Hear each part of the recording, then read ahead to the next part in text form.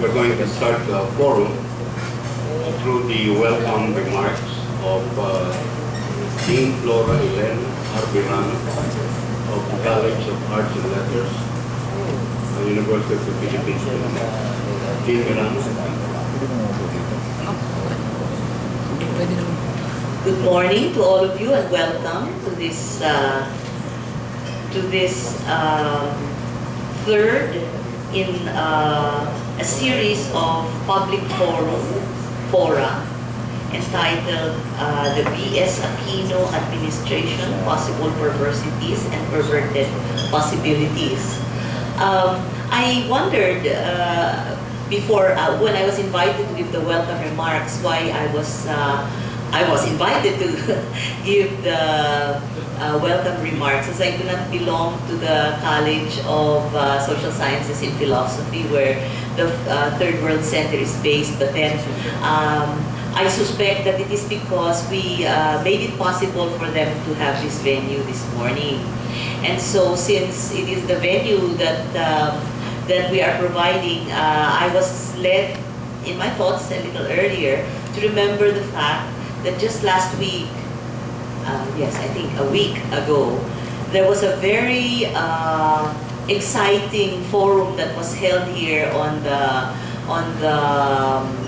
very controversial exhibit Kulob at the CCP, which was sponsored by one of our departments, the Department of Art Studies.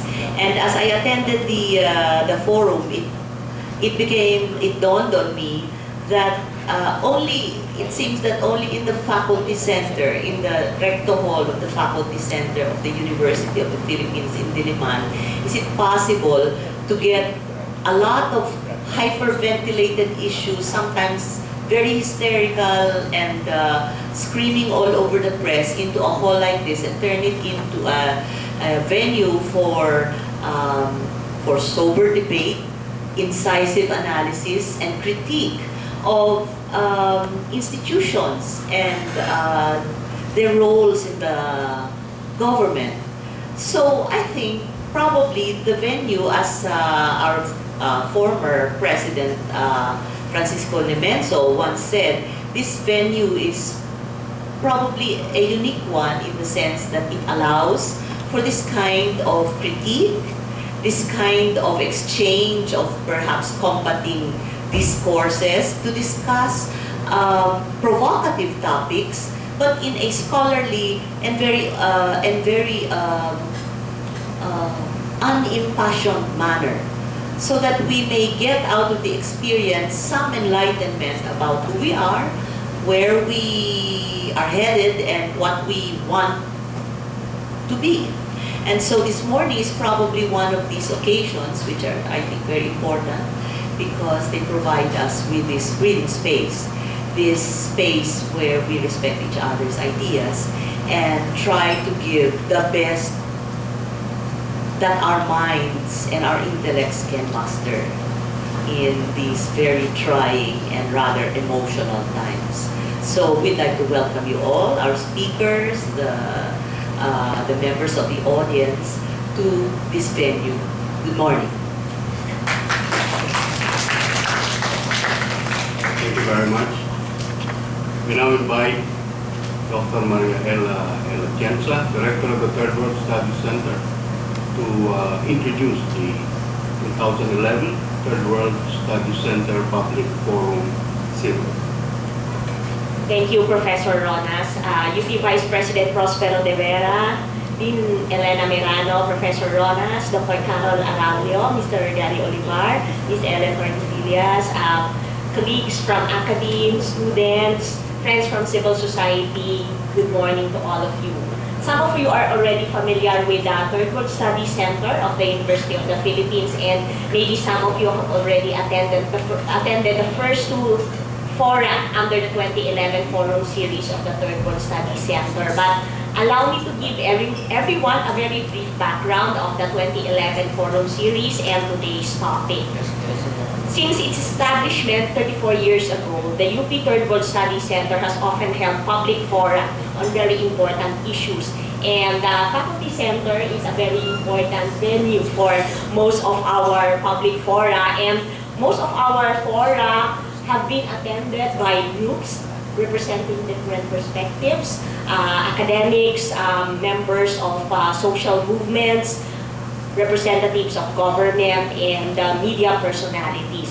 So for 2011, the research staff of the Third World Studies Center conceptualized this forum and this series, and we wanted to do something a bit different because we already have a lot of assessments of the first year of the current Aquino administration.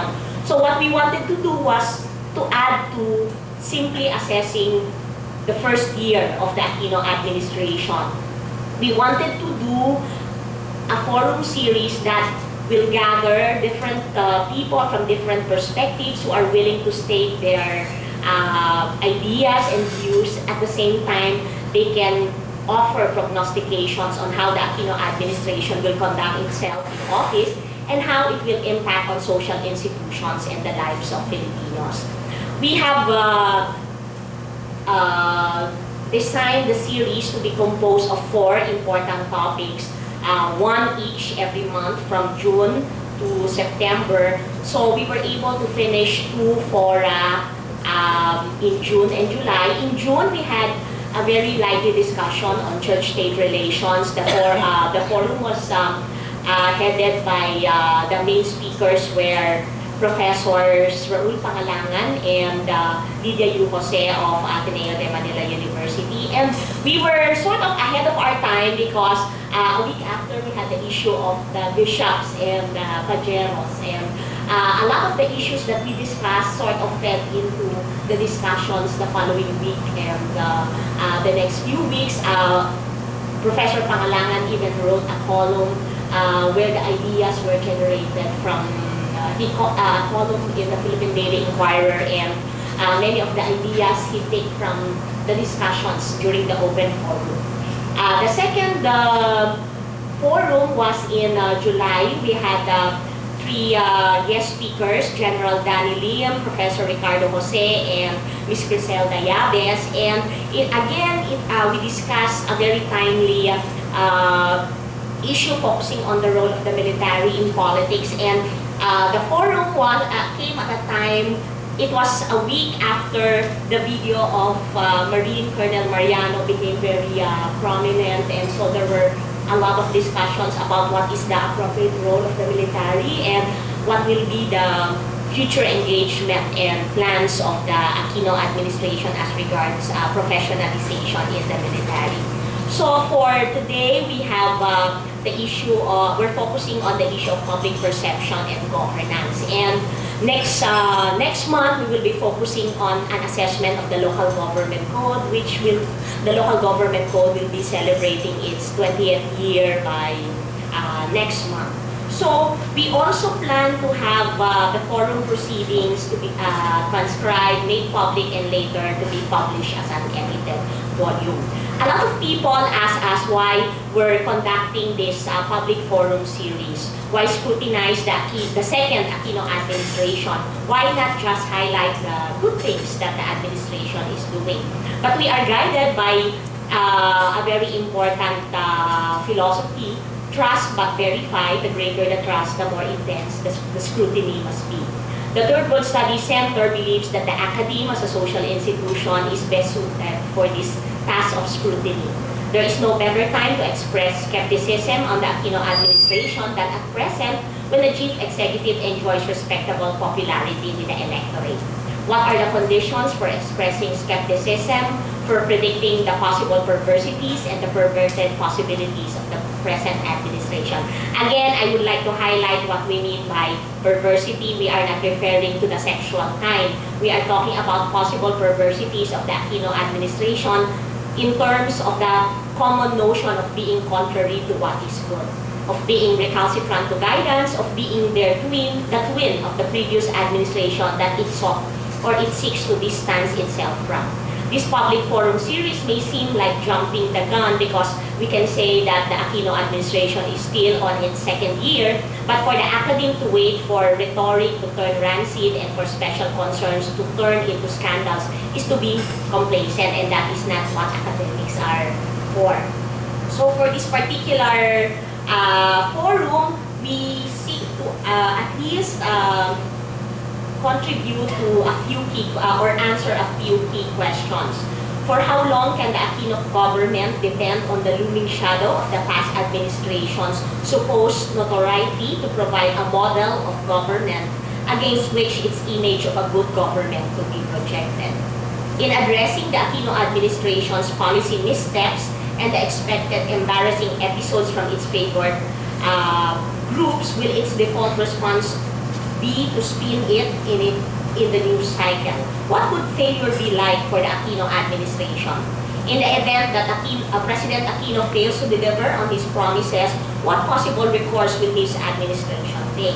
And reflecting on the significance of the current date, we actually did not intend to hold this forum in the same day that we commemorate the first year anniversary of the Manila hostage-taking incident. We did not actually intend to hold the forum today with the significance of that day. But allow me to thank our speakers for coming here, because I may not have the chance to express this publicly at the end.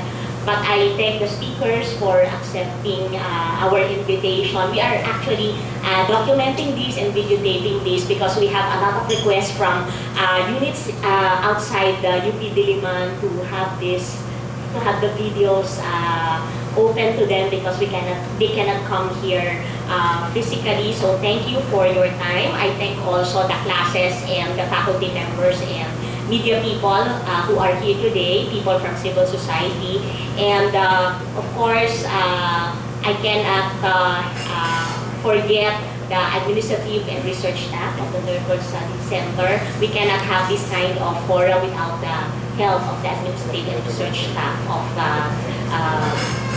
the Recto Study Center. Of course, our co-sponsors, the Dean of the College of Arts and Letters, who is always gracious in hosting us in this venue, the Philippine Political Science Association, of course, the Office of the Vice President for Public Affairs for the tremendous support for our forum series, and of course, we look forward to an engaging open forum. Thank you very much.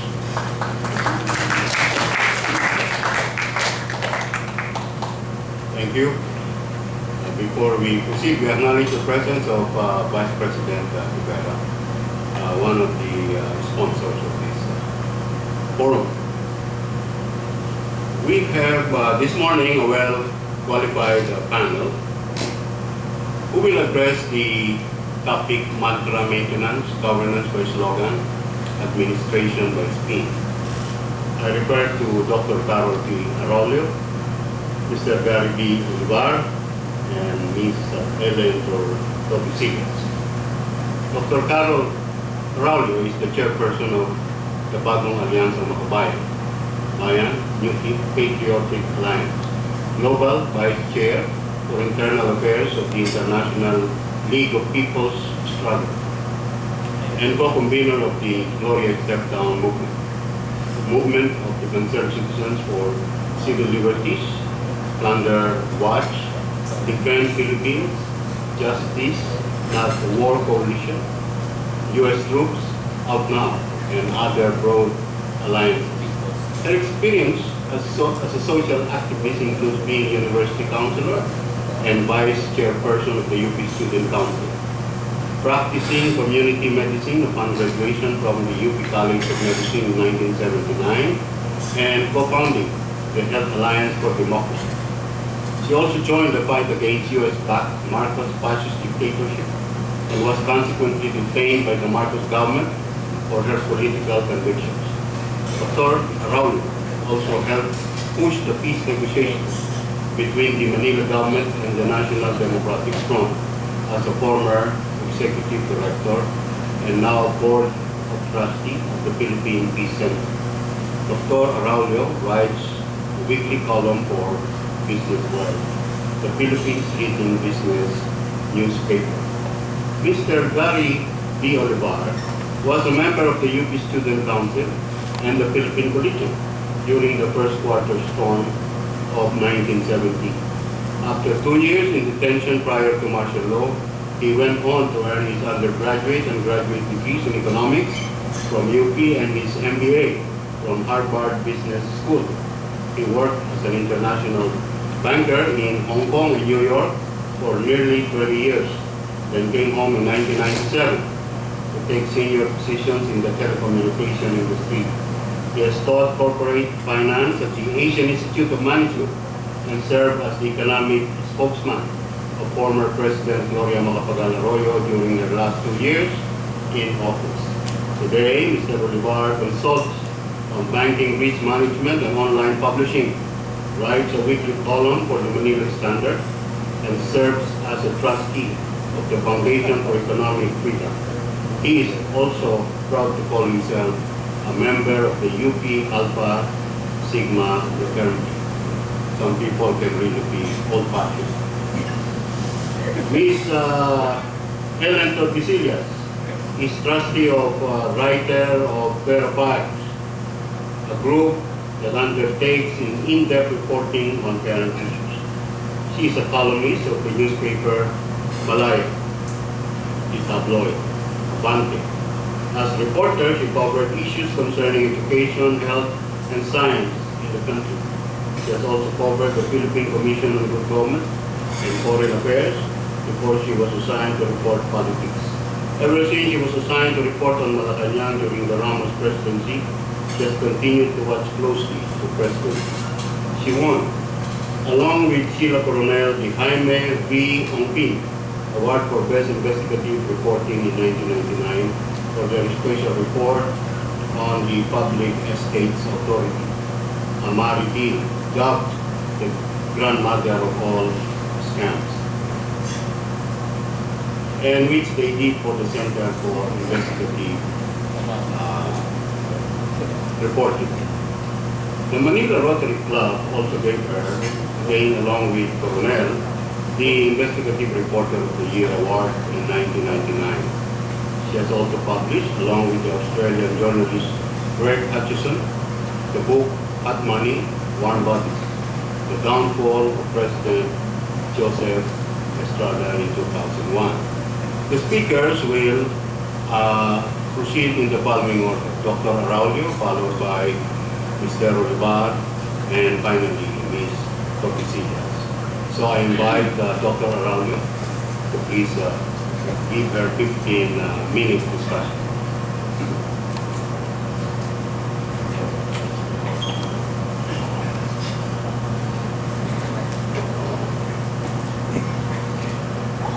Wala akong PowerPoint kasi I'm old-fashioned. I don't know how to make one. Ay, anak ko, hindi ko mabola na igawa ko. So I will just read to you something I prepared. So, Aquino, 1 year and nothing to show for it. President Benigno Noynoy Aquino III completed his first year in office and delivered his second State of the Nation address, still trying hard to conjure an image of bringing about change and ushering in a bright future for the country. In his first SONA, Aquino promised to bring an end to poverty, to get the economy going, to usher in an enduring peace with rebel movements, and to attain other aspirations that were now possible under his rule, because he would show the way and fly the matuwid na daan of good governance, sans corruption and abuse of authority. A year ago, a people weary of scandals that wrapped the Araullo government and the ensuing cover-ups hailed Mr. Aquino's populist rhetoric and eagerly awaited some kind of accounting of the previous regime's crimes against the people. They also hoped against hope that the changing of the country's leaders would mean meaningful change in government policies and programs, translating into a lower cost of living, improved livelihoods, and a halt to the dislocation of poor families in their farms, workplaces, and communities that, quote, globalization, close quote, policies, and the abuse of power brought. But by now, reality has already caught up with the Aquino administration, so much so that Aquino's rhetoric in his second SONA rang hollow, failing to restore the people's trust and confidence in government and the status quo. After a year in power, Aquino's matuwid na daan is clearly the same roadway traveled by the Araullo regime that Aquino claims is the exact opposite of his and those of previous other regimes. There has only been a changing of the guards, a change of faces, signboards, slogans, and other trappings of cosmetic change. Still, the backward pre-industrial export-import and foreign investment and loan-dependent character of the Philippine economy, as well as its ramifications in the larger semi-feudal and semi-colonial society, remains untouched. The lack of substance and resort to gimmickry in Aquino's late persona was exemplified by the recycling of his denunciation of the abusive use of wangwang by public officials and other privileged members of society. This time, Aquino tried to elevate its meaning into some kind of guiding philosophy for good governance that renounces abuse of power in every form. But it was merely a tired repetition of the much ballyhooed anti-corruption line of which the Aquino regime still has to deliver on. While the banner headlines carry more and more revelations about wholesale graft and corruption, systematic and wide-scale electoral fraud and gross human rights violations perpetrated or directed by former President Gloria Araullo and her partners in crime, the investigation and prosecution of such abominable crimes have been snail-paced and cannot even be credited exclusively to the efforts of the executive department. Aquino has failed to file a single criminal case against Araullo for plunder or even just graft and corruption. Gloria and Mike Araullo remain scot-free to enjoy their ill-gotten wealth, cover up their crimes, mount their legal and political defense, and maneuver to counterattack at an opportune time. Aquino did not attempt to get to the bottom of the systematic electoral fraud under Araullo. Aquino read the Mayuga report almost a year ago, but merely referred the matter to the Defense Department for, quote, further study. Once declassified, it was Bayan Muna representatives who drew attention to the way the Mayuga report was used to cover up the military's involvement in Hello Garci. The Progressive Party lists are now pushing for congressional investigation. Meanwhile, despite recent whistleblowers' damning testimonies, Aquino's allies in Congress are dragging their feet in investigating the massive switching of election returns that took place inside Congress, with the connivance of the PNP top brass in order to assure Araullo's victory in 2004. Aquino has not lifted a finger to go after human rights violators. He extended the life of Oakland Bantaylaya, Araullo's counterinsurgency program, then replaced it with the cosmeticized Oakland Bayanihan. Extrajudicial killings, enforced disappearances, torture, illegal arrests and detention, and civilian displacement under the U.S. Araullo regime remain unpunished, even as these continue under the U.S. Aquino regime. Thus, while Aquino continues to rail against the crimes of Araullo in order to whip up support for his administration, his failure to act decisively and effectively in order to make Gloria Araullo and her cohorts truly accountable for the crimes against the people has led to cynicism about Aquino's real intentions. Criticism is rife that Aquino is merely trying to look good by continuing to attack Araullo and her ilk, and either has no intention or no capacity to make good on his promises to render justice to Araullo's victims and the Filipino people.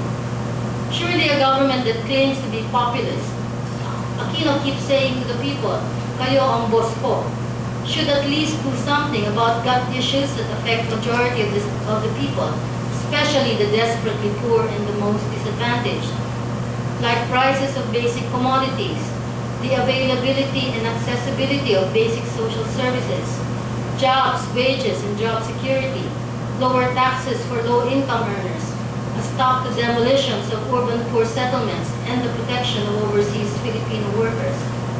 But nothing doing. The Aquino administration cannot even bring itself to alleviate the plight of the people by preventing unwarranted hikes in MRT, LRT fees, removing or reducing the VAT on oil, electricity, and the NXLEX roadways, allocating government resources more judiciously by reprioritizing job creation and reforming the social service sector over debt servicing.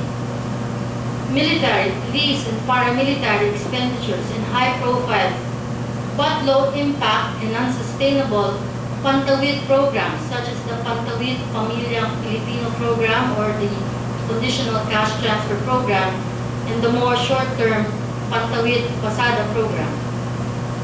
How much more can we expect the Aquino government to undertake fundamental structural reforms, such as a genuine land to the tillers program that is key to ending rural poverty and social injustice, as well as raising productivity in the countryside, or the protection and substantial support for local producers by ending 3 decades of neoliberal deregulation, privatization, and liberalization policies that have led to the near total destruction of domestic manufacturing and agriculture, as well as undermining food security.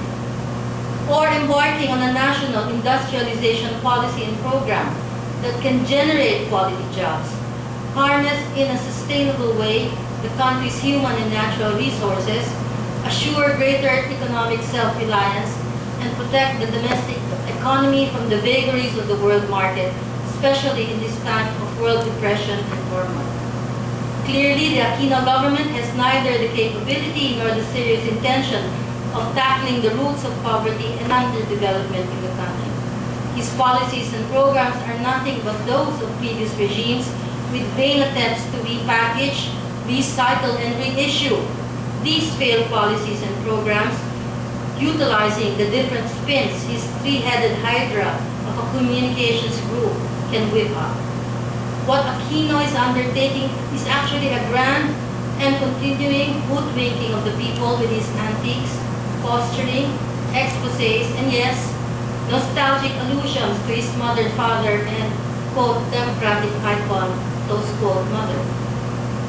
That is what all the wangwang or noise about ending the wangwang culture has been about. When it comes to the culture of impunity for those mainly responsible for human rights violations, plunder, and wholesale election fraud, Aquino is conspicuously tight-lipped. That is what is behind the Aquino regime's peace-mongering, utilizing peace advocates in so-called civil society and the academe, with no tangible evidence of advances in the substance of the GPH, NDFP, and GPH, MILF peace talks. That is the reason for the flag-waving, China-bashing, and the hiding behind U.S. Big Brother tact that has marked the U.S.-backed Aquino regime's response to tensions over the disputed Spratlys Islands in the South China Sea, aka West Philippine Sea. Forgotten is the promised review of the Visiting Forces Agreement that has allowed U.S. troops for over 12 years to be stationed permanently anywhere on Philippine soil as a continuing affront to national sovereignty. That is what is lurking behind the invigorated human rights rhetoric of the military and police establishments, even as the new Oplan Bayanihan bespeaks of the repressive counterinsurgency programs of old, with an improved Psy-war component. The socio-economic, political, and cultural crisis of Philippine society is continuing and is bound to get worse on all fronts. Over time, the artificially created bubble of heightened expectations regarding change and reform from the Aquino regime will remain consistent in yielding very little or nothing at all except frustrations, anger, and a growing people's protest movement. Thank you.